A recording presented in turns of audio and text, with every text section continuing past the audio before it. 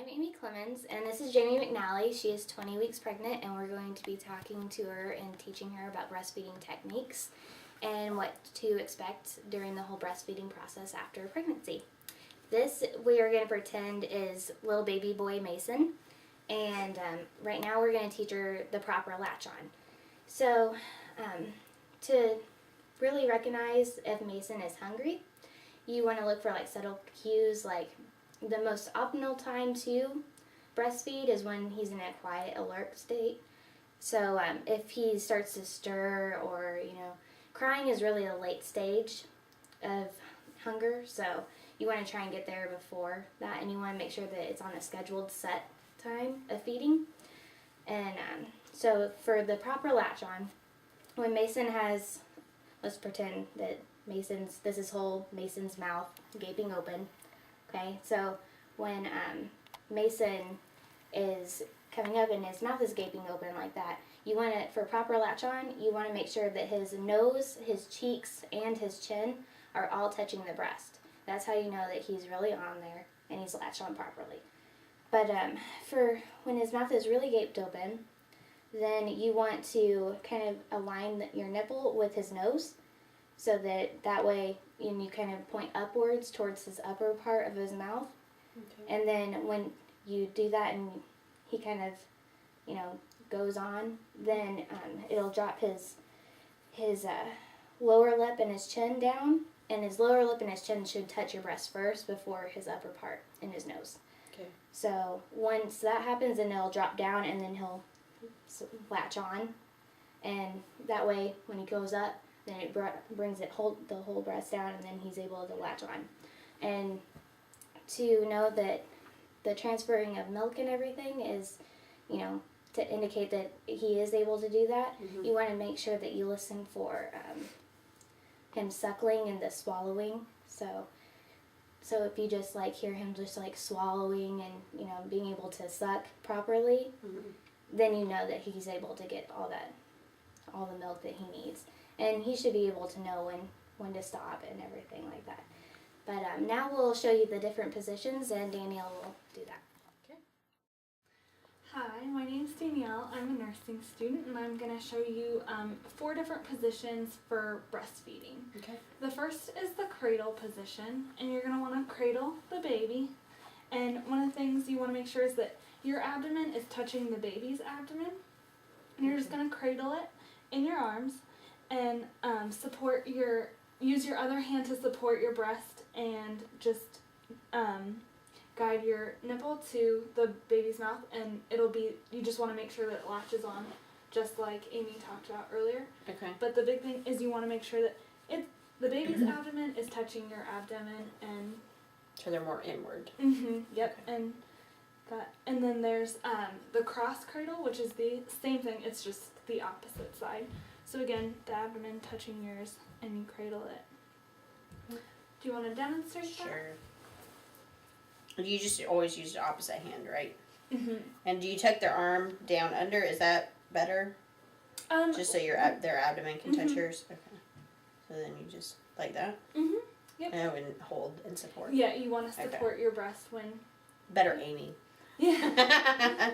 And then the other arm. Should be more difficult because I'm right-handed. Okay. And then just do it like that. Okay. And then another position that you can use is called the football hold.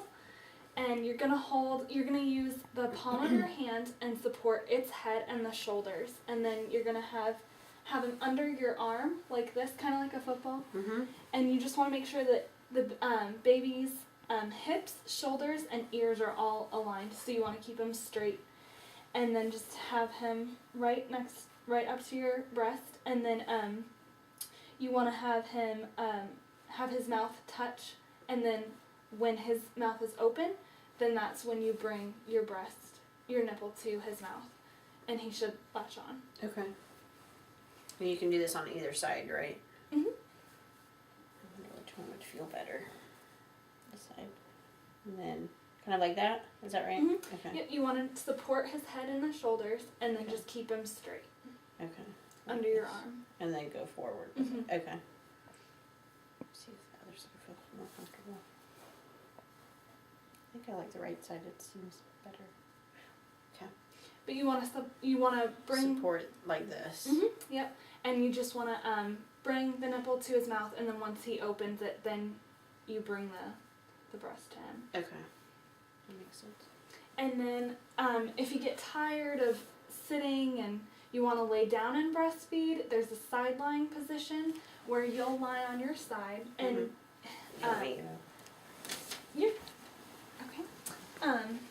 you're gonna lay down and you're gonna support. You can put a pillow behind him and just make it so that his mouth has easy access to the nipple.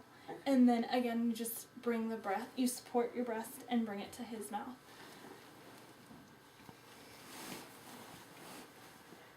Let's see. Oh.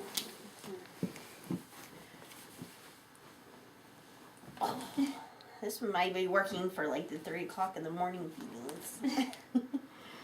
Are you up on your hand, or can you be laying flat? It doesn't matter. You can be laying as long as the baby has easy access to the nipple. Okay, so as long as it's level. And that he's supported. Okay, makes sense. Yep, and those are the 4 techniques that I wanted to review with you, and you'll figure out which ones that you like and give you an idea of what you want to do. Thank you. Okay, now that we've discussed the different positions and the latch on, everything like that, and the proper cues that would give you subtle hints that Mason's hungry, I know that you had asked beforehand about the storage of breast milk for when you're going to go back to work and Mason will be being taken care of by other caregivers. And so I have some information about the storing of breast milk. And at room temperature, breast milk is good for 4 hours to be stored. And this is all according to one of our books that, since we live nearby, you can borrow it anytime you want to. But it also talks about if you're refrigerating it, it has to be between 34 to 39 degrees Fahrenheit. And that will keep it fresh and can be stored for 5 to 7 days. And you want to make sure that you use the oldest milk first. That way it's not wasted. And then, or unless a pediatrician recommends something else, it has to be really fresh milk. But then you should always thaw the milk first before you give it to Mason. But if there is any remaining milk left that Mason hasn't consumed or anything, don't refreeze it or anything like that. Just discard it. It's no longer usable.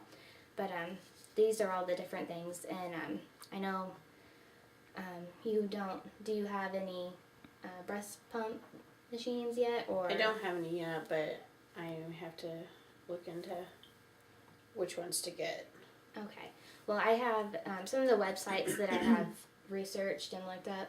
They have some different electronic breast pumps that are pretty much different, but you just want to make sure that when you are using it, to make sure that you, of course, wash your hands with hot soapy water, and you want to make sure that all the components of the pump and that will touch your breast need to be washed in the hot soapy water, unless they are dishwasher safe. You want to make sure that they are dishwasher safe though first, but and then you also want to make sure that you wash the bottles and everything, whatever you're collecting the breast milk in, to make sure that's washed out thoroughly with hot soapy water. When you pump your breasts, they should be pumped once a day, every day, for 7 days a week. So you want to make sure you have a set schedule and doing that and everything. So, but do you have any questions for me at this time? We're looking into purchasing a deep freezer for better storage.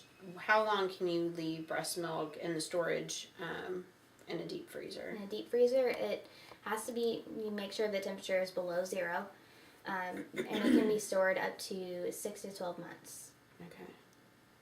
And what's the proper way of warming up after you take it out of the freezer and you let it thaw? How do you want to get it to the room temperature.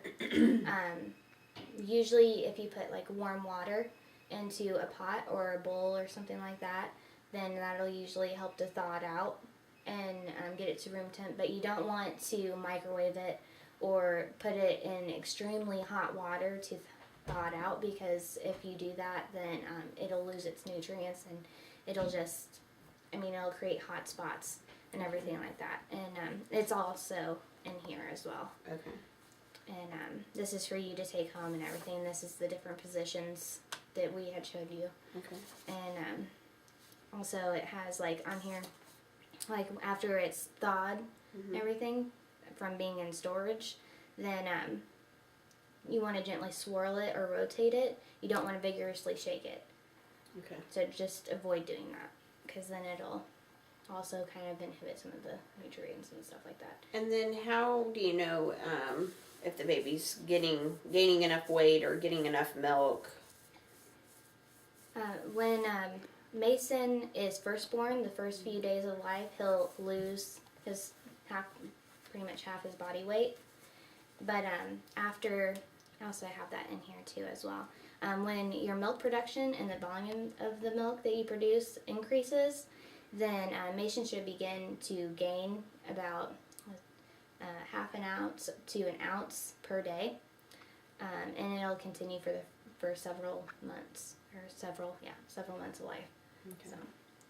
So just doing weight checks and things like that at the doctors. And they should be able to check it for you. And if you have any complications, I would definitely suggest that you talk with your doctor or your physician about it, or the pediatrician. And if you have any problems with the latch on or the breastfeeding, I would probably recommend that you see a lactation consultant just for further evaluation and assessment. Okay. Is there anything else? I have also, some of the websites on the back for you, and I have you can go to them. They have lots of tips and different facts about breastfeeding and a bunch of myths that people have brought up over the years that you may think are true, but really just myths. So, and what to do if common complications like breast soreness or something comes up. It's a good resource. Okay, great. So those are for you. Thank you. And thank you so much. Thank you. Thank you.